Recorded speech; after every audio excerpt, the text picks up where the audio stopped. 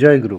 আজকের আলোচনার বিষয় হস্তরেখা, জ্যোতিষ, আধ্যাত্মিক তত্ত্ব এসব নিয়ে শ্রী শ্রী ঠাকুর কী ধারণা রাখতেন বা তিনি কি বলে গেছেন, আজকের আলোচনার মাধ্যমে সেটা জেনে নেব।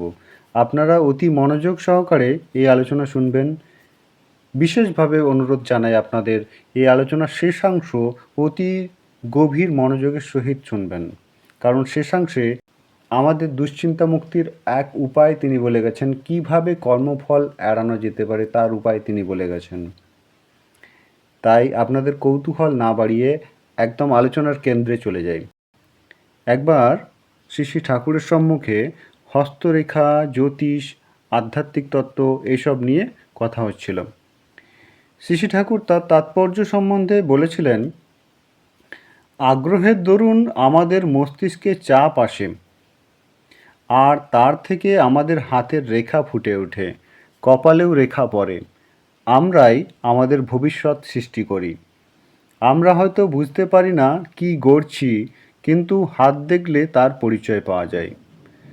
জন্মলগ্ন দেখে যে একজনের সারা জীবনের কথা ভবিষ্যৎবাণী করা যায়, তার কারণ কোন কোন বৃত্তি যে তাকে নিয়ন্ত্রণ করছে, জন্মলগ্নের গ্রহ সমাবেশ দেখে এইটে জানলে সেই সব বৃত্তির দ্বারা চালিত হয়ে তার জীবনটা কেমন দাঁড়াতে পারে বোঝা যায়।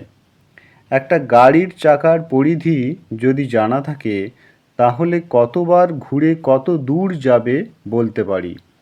যাঁরা বৃত্তির অধীশ, তাদের সম্বন্ধে কিন্তু ঠিক করে বলা যায় না। তারা একটা অবস্থায় পড়ে কিভাবে প্রতিক্রিয়া করবেন সে তাদের নিজেদের ওপর নির্ভর করে। আমার সম্বন্ধে ভৃগু লিখেছেন যে, অর্থাৎ শ্রী শ্রী ঠাকুর বলছেন তাঁর সম্বন্ধে ভৃগু লিখেছেন যে, কত কি হতে পারে তা বলা যায় না। মানুষ ইষ্ট দ্বারা চালিত হলে তার সম্বন্ধে এ কথা খাটে। এখানে আপনাদের শেষ অংশের প্রতি যে গভীর মনোনিবেশ করার কথা বলছিলাম, এখন সে অংশের কথা উল্লেখ করছি। ইষ্টের ওপর একান্ত অনুরক্তি থাকলে মানুষ কর্মফল এড়াতেও পারে।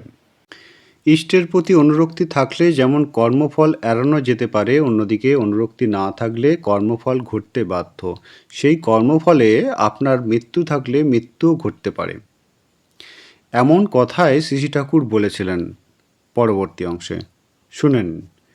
তিনি বলছেন, যতীন্দ্র অর্থাৎ যতীন্দ্র আচার্য চৌধুরী যদি আমার কথা শুনত, অর্থাৎ শ্রী শ্রী ঠাকুরের কথা যদি তিনি শুনতেন, সেদিন যদি তিনি না যেতেন, তাহলে অমনভাবে যতীন্দ্রার মৃত্যু হতো না। আজকের আলোচনা এ পর্যন্তই। আপনারা সকলে সুস্থ থাকবেন, ভালো থাকবেন।